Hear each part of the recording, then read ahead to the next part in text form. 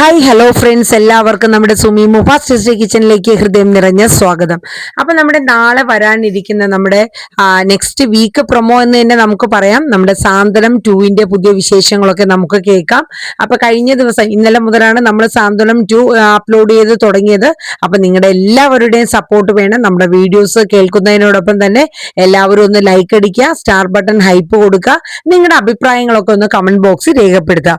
അങ്ങനെ ഇനി വരാനിരിക്കുന്ന ദിവസത്തെ എപ്പിസോഡുകളുടെ ഒരു ഇൻട്രോ നമുക്ക് കേട്ടു നോക്കാം.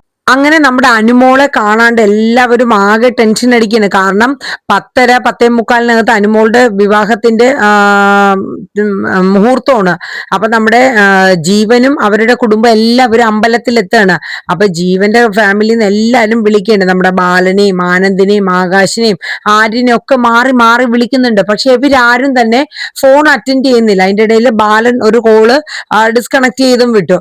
അപ്പൊ എന്ത് പറ്റിയെന്ന് അറിയില്ലല്ലോ. അങ്ങനെ ഒടുവിൽ ജീവന്റെ ഒരു അമ്മാവന് ഈ നമ്മുടെ ബാലന്റെ വീട്ടിലോട്ട് വരെയാണ്. അപ്പം വന്നു കഴിഞ്ഞപ്പോഴത്തേക്ക് ബാലനും ഗോമതിയൊക്കെ ആകെ ഇങ്ങനെ നിൽക്കണം. അപ്പൊ ജീവന്റെ അമ്മാവൻ വന്നിട്ട് ചോദിക്കണം, അല്ല നിങ്ങൾ എന്തേ വരാത്തത്? പെൺകുട്ടി മേക്കപ്പ് കഴിഞ്ഞ് വന്നില്ലേ?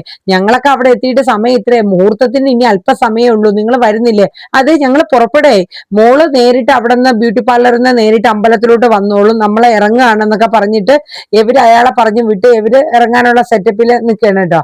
അപ്പോഴേക്കും ജീവന്റെ അമ്മാവൻ വിളിച്ചു പറയുന്നുണ്ട്, അവരെല്ലാരും റെഡി ആയിട്ട് നിൽക്കുക, അവരിപ്പൊ തന്നെ അങ്ങ് എത്തും എന്ന് പറയണം. അത് കേട്ടപ്പോ ജീവനും ജീവന്റെ അച്ഛനും അമ്മയ്ക്കും ബാക്കി ബന്ധുക്കൾക്കൊക്കെ സന്തോഷമായിട്ടൊക്കെ നിൽക്കുകയാണ്. കാരണം വിളിച്ചിട്ട് എടുക്കാണ്ടിരുന്നപ്പോ ഒരു ടെൻഷൻ ഉണ്ടാവുമല്ലോ, എന്ത് പറ്റി എന്നുള്ളത് അറിയാൻ വേണ്ടി.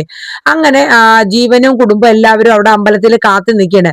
ഇതേ സമയം നമ്മുടെ പിന്നെ ഗോമതി പറയുന്നുണ്ട്, എന്നാലും അനുമോളെ അവളെ വളർത്തി ഇത്രയാക്കിയിട്ട് അവൾ ഈ ഒരു ചതി നമ്മുടെ കുടുംബത്തിനോട് ചെയ്യുമെന്ന് ഞാൻ ഒരിക്കലും കരുതിയില്ല ബാലേട്ട. അപ്പൊ ബാലൻ പറയും, ഗോമതി നീ മിണ്ടരുത്, ഒരിക്കലും നമ്മുടെ അനുമോള് ഇങ്ങനെ ഒരു ചതി ചെയ്യില്ല. കാരണം അലോകുമായിട്ടുള്ള എല്ലാ ബന്ധങ്ങളും അവൾ ഒഴിഞ്ഞതാണ്. അവൾ ഒരിക്കലും നമ്മളെ കുടുംബത്തിന് മോശം വരുന്ന രീതിയിൽ ഒരു പ്രവൃത്തി അവൾ ചെയ്യില്ല എന്നുള്ളത് ഉറപ്പാണ്. അപ്പൊ ഗോമതിക്ക് എന്നാലും അനുവിനെ അങ്ങോട്ട് അത്രയൊക്കെ അങ്ങോട്ട് വിശ്വസിക്കാൻ പറ്റുന്നില്ല. എന്ത് പറ്റും, അവൾക്ക് എന്തോ അപകടം പറ്റി എന്നാണ് എല്ലാരും പറയണത്. അപ്പൊ മിത്രയും പറയുന്നുണ്ട് കേട്ടോ അതിന്റെ ഇടയിൽ, ഒരിക്കലും അനുമോൾ അങ്ങനെ അറിഞ്ഞുകൊണ്ട് ഇങ്ങനെ ഒരു ചീത്തപ്പേര് കുടുംബത്തിന് തരില്ല എന്നെല്ലാരും പറയുന്നുണ്ട്.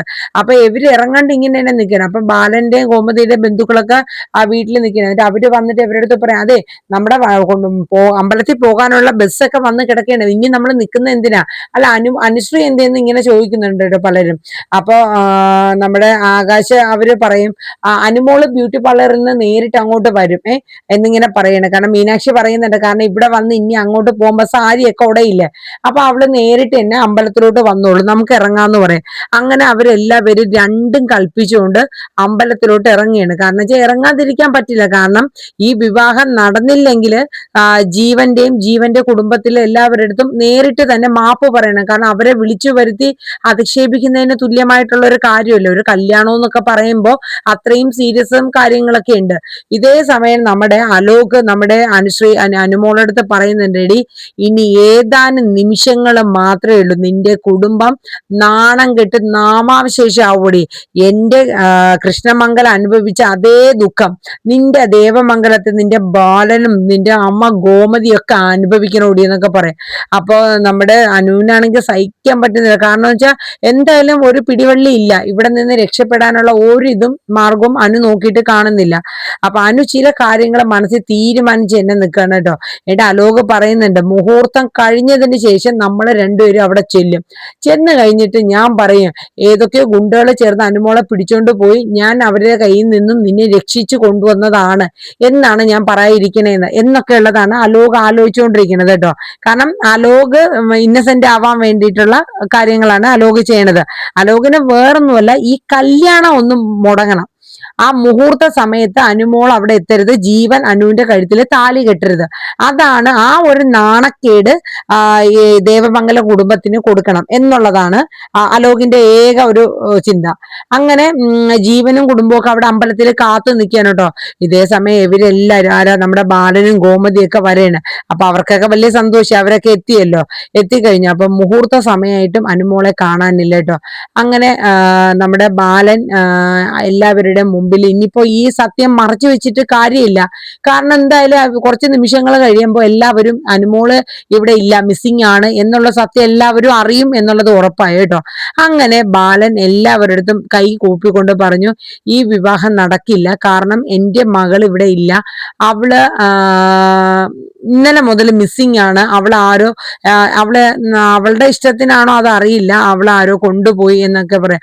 അപ്പൊ എല്ലാരും ബന്ധുക്കളൊക്കെ എന്താ ഈ പറയണേ, കല്യാണ പെൺകുട്ടിയെ കാണാനില്ലേ, അവൾക്ക് എന്തോ അപകടം പറ്റിയെന്നൊക്കെയാണ് പെണ്ണിന്റെ അച്ഛൻ പറയണത്.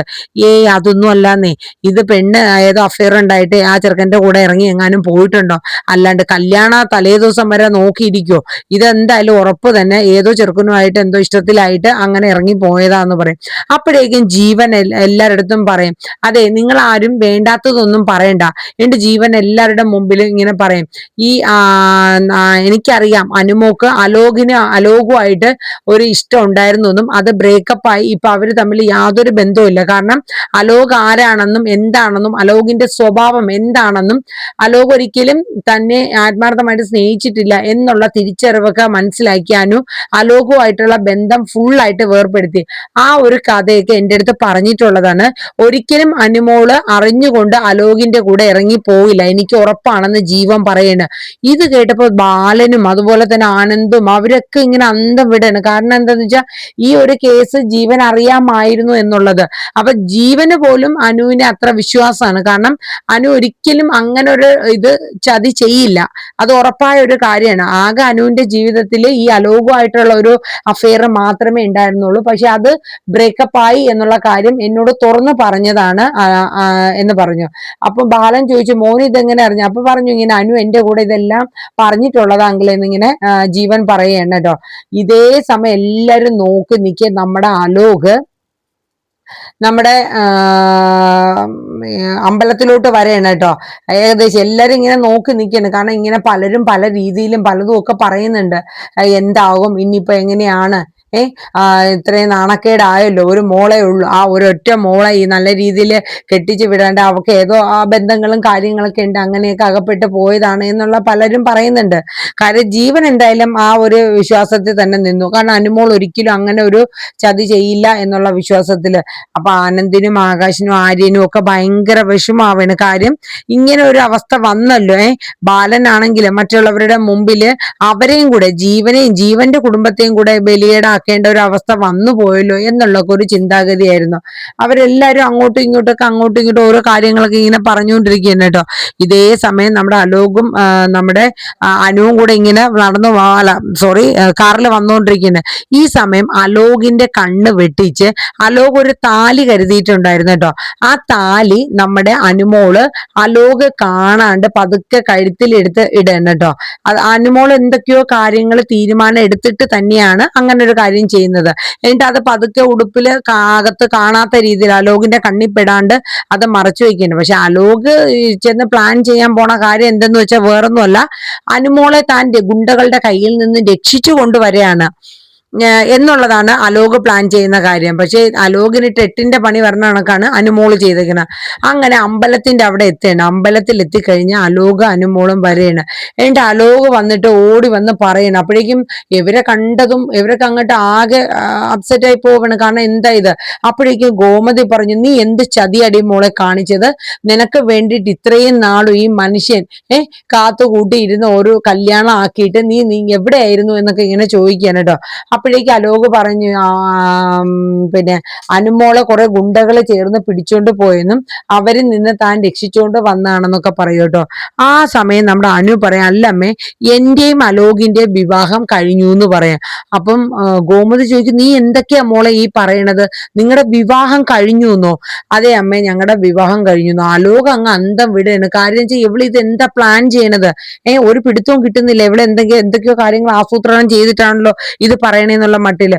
എന്നിട്ട് നമ്മുടെ അനു ആ താലി എടുത്ത് കാണിക്കാണ്. അപ്പോഴേക്കും ഗോമതിയും ബാലനും ഒക്കെ അങ്ങ് ഞെട്ടിത്തെറിക്കണം. ആനന്ദും ആകാശും മിത്രയും ദേവി എല്ലാരും, മീനാക്ഷിയൊക്കെ അന്തം വിടാണ്. ആര്യനൊക്കെ എന്താ ഈ കാണിച്ചേക്കണേ, തന്റെ പൊന്നെ അനുജത്തി ഇങ്ങനെ ഒരു അബദ്ധം ചെന്ന് ചെയ്തു, അപ്പൊ എവള് നമ്മളെ പറ്റിച്ചോ. ഗോമതി തലങ്ങും വേലങ്ങും നമ്മുടെ അനുവിനെ എടുത്ത് അടിക്കുകയാണ് കേട്ടോ കവളത്ത്. കാരണം വെച്ചാൽ ഇത്രയും ഒരിത് തന്റെ കുടുംബത്തിനോട് ചെയ്തല്ലോ ഇവള്. ഒരേ ഒരു പെൺകുട്ടിയെ ഉണ്ടായിരുന്നുള്ളൂ, ഓമനിച്ചും ലാളിച്ചും വളർത്തിയിട്ട് മുഖത്ത് കരിവാരി തേക്കണ ഒരു അവസ്ഥയല്ലേ ഇപ്പൊ കുടുംബത്തിന് വരുത്തി വെച്ചെന്നും പറഞ്ഞ് ഗോമതി തല്ലി ഇതാക്കുകയാണ് കേട്ടോ. ബാലന് ഒരു നിമിഷം സ്തംഭിച്ചങ്ങ് നിൽക്കുകയാണ്. കാരണം താൻ മനസ്സിലാക്കിയ ഇത്രയും നേരം എന്റെ മോക്ക് എന്തോ അപകടം പറ്റിയതാണ്, എന്റെ മോൾ ഒരിക്കലും നമ്മുടെ കുടുംബത്തിന് മോശം വരുന്ന രീതിയിൽ ഒരു കാര്യവും ചെയ്യില്ല എന്ന് പറഞ്ഞ് എന്നോട് തർക്കിച്ചുകൊണ്ടിരുന്ന ആളാണ് നിന്റെ അച്ഛൻ എന്നൊക്കെ പറഞ്ഞ് ഗോമതി കുറേ വഴക്ക് പറയണം അനുവിന്. അനു ഒന്നും മിണ്ടിയില്ല കേട്ടോ, അനു സൈലന്റ് ആയിട്ട് നിന്നു. അപ്പോഴേക്കും മിത്ര പറഞ്ഞു, നീ എന്ത് പണിയാ അനു കാണിച്ചത്? മീനാക്ഷിയും ദേവിയൊക്കെ നിന്നെ ഒരു മകളെ പോലെയല്ലേ ഞങ്ങളൊക്കെ സ്നേഹിച്ചത്, ഏട്ടന്മാരാണെങ്കിലും ഞങ്ങളാണെങ്കിലും നിന്നെ ഒരു മകളെ പോലെയല്ലേ, എന്തിനെങ്കിലും ഒരു കുറവ് നിനക്ക് വരുത്തിയിട്ടുണ്ടോ? വേണ്ട സ്നേഹം ഞങ്ങൾ നിനക്ക് തന്നില്ലേ, നീ എന്തിനാ ഈ ഒരു ചതി ചെയ്തത്? നിന്റെ അടുത്ത് തുടക്കം തൊട്ട് ഞങ്ങൾ ചോദിച്ചല്ലേ ഈ വിവാഹത്തിന് നിനക്ക് താല്പര്യം ഉണ്ടോ എന്നൊക്കെ ഞങ്ങൾ ചോദിച്ചല്ലേ, പിന്നെ എന്തിനാ അനുശ്രീ നീ അനുമോളെ നീ ഈ ഒരു കൊടും ചതി ചെയ്തത് എന്നൊക്കെ ഇങ്ങനെ പറയുകയാണ് കേട്ടോ. അനു ഒന്നും മിണ്ടിയില്ല. അലോകിനും ഒന്നും പറയാൻ പറ്റാത്ത സിറ്റുവേഷൻ ആയിപ്പോയി. കാരണം ആ താലി എടുത്ത് എവിടെ ഇങ്ങനെ കെട്ടും എന്നുള്ളത് അലോകും മനസ്സിൽ പോലും വിചാരിച്ചില്ലല്ലോ. അങ്ങനെ ഗോമതി കിടന്ന് കരയാണ് കേട്ടോ. ബാലൻ ഒരു നിമിഷം സ്തംഭിച്ചു നിന്നു കേട്ടോ. എന്നിട്ട് ഈ അമ്പലത്തില് കിണറ്റിന്ന് കോരി കുറെ വെള്ളം ഇങ്ങനെ കുടത്തിലൊക്കെ എടുത്ത് വെച്ചൊക്കെയാണ്. അതിൽ നിന്ന് 1-2 കുടം വെള്ളം എടുത്ത് ബാലൻ തല വഴി ഇങ്ങനെ ഒഴിക്കുകയാണ് കേട്ടോ. എന്നിട്ട് എല്ലാവരുടെ കേക്ക് കൊണ്ട് പറയും, എന്റെ മകള് മരിച്ചു, ഇനി ഞാൻ മരിച്ചാൽ പോലും നീ എന്നെ കാണാൻ വരരുത്. ഇന്ന് ആ മരിക്കുമ്പോൾ ചെയ്യണ എല്ലാ ക്രിയയും ചെയ്ത് കുളിച്ചു കയറിയ ഒരു അവസ്ഥയിലാണ് ഞാൻ ഇപ്പൊ നിൽക്കുന്നതെന്ന് ബാലൻ പറയാം. അനുമോടെ ചങ്കങ്ങ് പിടയാണ്. കാരണം അറിഞ്ഞുകൊണ്ട് തന്റെ കുടുംബത്തിൽ ഒരു മോശം പറഞ്ഞ ഒന്നും അനുമോള് ചെയ്യാനായിട്ട് നിന്നില്ല. പക്ഷെ ഇത് ഇങ്ങനെ പറ്റി. പക്ഷെ ഇങ്ങനെ ഒരു അവസ്ഥ വന്നത് അനുമോള് പല കാര്യങ്ങളും മുന്നിൽ കണ്ടിട്ട് തന്നെ ആകണം, അല്ലാണ്ട് അനുമോൾ എന്തായാലും ഈ ഒരു പ്രവൃത്തി ചെയ്യില്ല കേട്ടോ. അങ്ങനെ ബാലനും ഗോമതിയും അവരൊക്കെ ജീവന്റെ അടുത്തും കുടുംബത്തിന്റെ അടുത്തും മാപ്പ് അപേക്ഷിക്കുകയാണ്. കാരണം നിങ്ങളെ പോലെയുള്ള ഒരു നല്ലൊരു കുടുംബത്തിലെ വിളിച്ച് ഇങ്ങനെ അപമാനിച്ചതില് നിങ്ങൾ ഞങ്ങളോട് ക്ഷമിക്കണമെന്ന് പറയണം. അപ്പൊ ജീവൻ പറയും, സാരമില്ല, എന്തായാലും അനുമോളെ ശരി എന്നാ ഞാൻ പോവാണ് എന്ന് പറഞ്ഞിട്ട് ജീവൻ പോകണം കേട്ടോ. അനുമോക്ക് വല്ലാത്ത ഫീലിങ്സ് ആണ്. കാരണം ഇത്രയും നല്ലൊരു പയ്യനെ ഇനി തന്റെ ജീവിതത്തിൽ തനിക്ക് കിട്ടില്ല എന്ന് അനുമോക്ക് നന്നായിട്ട് അറിയാം. നല്ലൊരു മനുഷ്യനായിരുന്നു ജീവൻ, നല്ലൊരു ക്യാരക്ടറായിരുന്നു. അതുപോലെ തന്നെ ജീവന്റെ ഫാമിലി ബാക്കിയുള്ള ഒരു അമ്മയൊക്കെ ആണെങ്കിൽ അവരൊരു ഒച്ചപ്പാടിനോ ബഹളത്തിനോ ഒന്നും തന്നെ നിന്നില്ല. അവര് പോവുകയാണെന്ന് പറഞ്ഞിട്ട് അവരവിടെ നിന്ന് അമ്പലത്തിൽ നിന്ന് അവരിറങ്ങി പോവാണ് കേട്ടോ. ഇതേ സമയം എല്ലാരും കൂടെ അനുവിനെ കുറ്റപ്പെടുത്തുകയാണ് കേട്ടോ. എല്ലാരും, ദേവിയും മീനാക്ഷിയും ആര്യനും ആകാശും എല്ലാരും കുറെ വഴക്ക് പറയണം. അവരൊക്കെ സ്തംഭിച്ചിങ്ങനെ അലോകും അനുമോളും ഇങ്ങനെ തന്നെ നിൽക്കുകയാണ് കേട്ടോ. എന്നിട്ട് എല്ലാരും ദേവമംഗലത്തേക്ക് പോവുകയാണ്. അപ്പോഴേക്ക് അവര് പോയി കഴിയുമ്പോൾ അനുമോള് പറയും, ഇനിയിപ്പോ നമുക്ക് കൃഷ്ണമംഗലത്തേക്ക് പോവാം, ഇനിയിപ്പോ എന്റെ വീട് അതല്ലേ, ഞാൻ അങ്ങോട്ടല്ലേ വരേണ്ടത്, നീ എന്തൊക്കെ ഈ കാട്ടനാനു എന്നൊക്കെ പറഞ്ഞിട്ട് അലോക് കിടന്ന് ഒച്ചയെടുക്കുന്നുണ്ട് കേട്ടോ. അതെ, എന്റെ ഭർത്താവിന്റെ താലി കെട്ടിയ ആളിന്റെ വീട്ടിൽ കൊണ്ടുപോകുക എന്ന് പറഞ്ഞ അനുമോള് അലോകിന്റെ അടുത്ത് പറയണം കേട്ടോ. അപ്പോ ഇതേ സമയം നമ്മുടെ സുകന്യ എന്ത് ചെയ്യും, ഇങ്ങനെ നമ്മുടെ അലോക് അനുവിനെ വിവാഹം കഴിച്ചു എന്നുള്ള കാര്യം അപ്പൊ തന്നെ നമ്മുടെ അച്യുതനെ വിളിച്ചു പറയാണ്, ഇങ്ങനെ അവരെ വിവാഹം കഴിഞ്ഞു, അപ്പൊ അവര് അങ്ങോട്ടേക്ക് ഇപ്പൊ തന്നെ വരൂ എന്ന് പറയുന്നുണ്ട്. പക്ഷെ അച്യുതനും ജയശ്രീക്കും ഒക്കെ ഭയങ്കര സന്തോഷമാണ്. അതുപോലെ ഇന്ദിരാമ്മക്കും ഭയങ്കര സന്തോഷമാവേണ്. വേറൊന്നുമല്ല, കാരണം എന്തായാലും തന്റെ ചെറുമകളല്ലേ, അനു ചെറുമകളാണല്ലോ, ആ കുടുംബത്തിലെ കുട്ടി തന്നെയാണല്ലോ. അപ്പൊ അനുവിനെയും അലോകിനെയും സ്വീകരിക്കാൻ വേണ്ടിയിട്ട് അവര് വിളക്കൊക്കെ കത്തിച്ച് തയ്യാറായിട്ട് നിൽക്കുന്ന സീനും കാര്യങ്ങളൊക്കെയാണ് വരുന്നത്.